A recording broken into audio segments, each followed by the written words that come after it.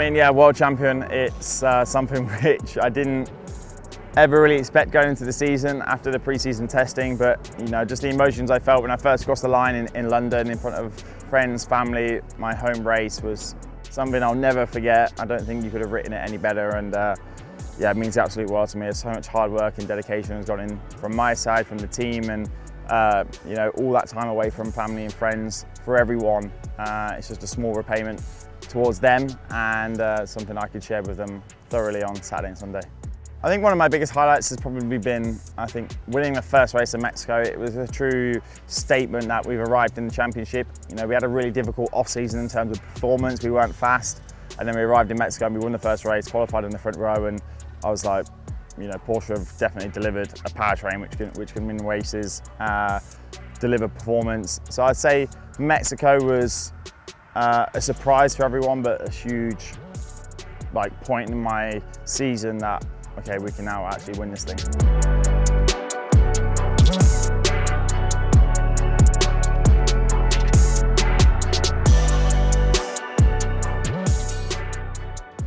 I think electric racing is growing more and more. I think it's something which hasn't been around that long. You know, Formula E is only in its 9th season, which I think people can forget. I think people expect it to grow so quickly, just the likes of how big Formula 1 is. But I think in the grand scheme of things, it's progressed so much in terms of where they were. You know, that the first 3 or 4 years they were still doing driver or car swaps. You know, they were coming in halfway through the race, changing car and then jumping in another one and going again. Whereas now they've progressed so much from that, and the technology is growing so much. So, you know, I think what Formula E trying to achieve is net zero, which is, yeah, obviously trying to promote racing without causing any pollution, which is massive. We go to all these amazing locations, you know, Cape Town, Tokyo, India, Mexico. So it's super impressive what they promote and the locations we get to race at. But nevertheless, I think what their future plans also inspire me so much, and I really hope I can be involved in them.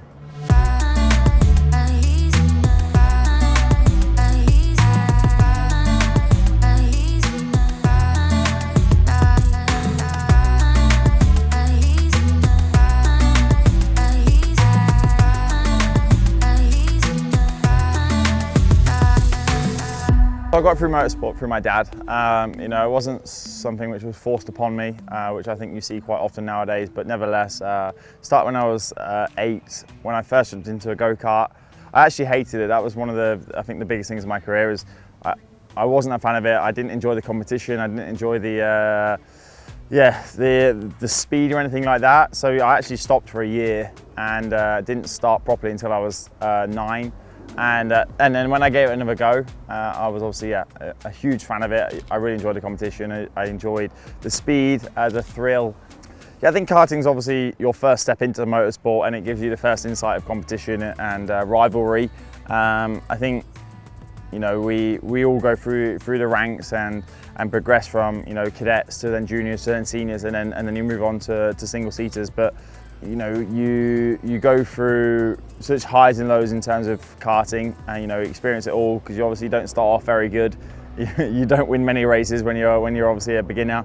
And yeah, I think it took me like over a year to win my first race. So it's yeah, mixed emotions. But then as you get better, you know, we became world champion in karting in 2010, and to develop my skills with all my, you know, my driver coaching.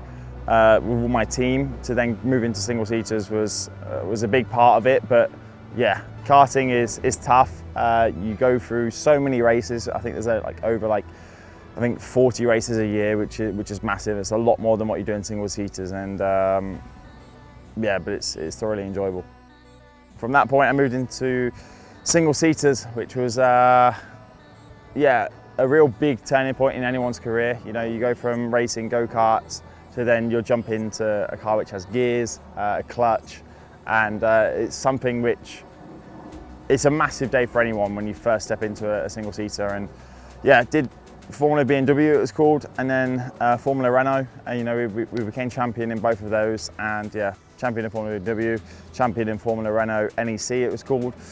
And then I moved into Formula 3, which I think was probably the biggest step in my career. You know, the level was so high. I was racing against likes of Max Verstappen, Esteban Ocon, all so many talented drivers, and did 2 years in that.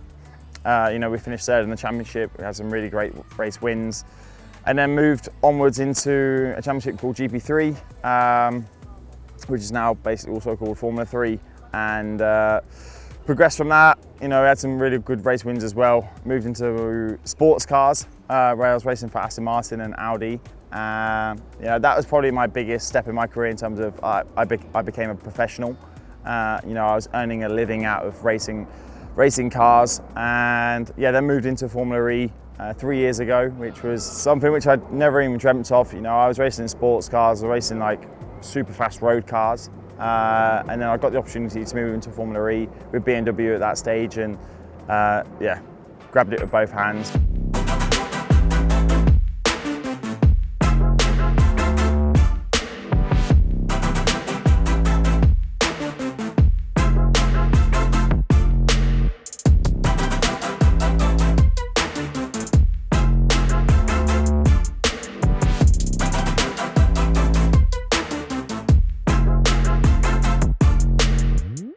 Yeah, so for me, I'm just going to enjoy my off season. You know, we just became world champion. It doesn't happen very often, so I'm just going to enjoy the next couple of months. One of the best things about Formula E is, you know, you do finish in July.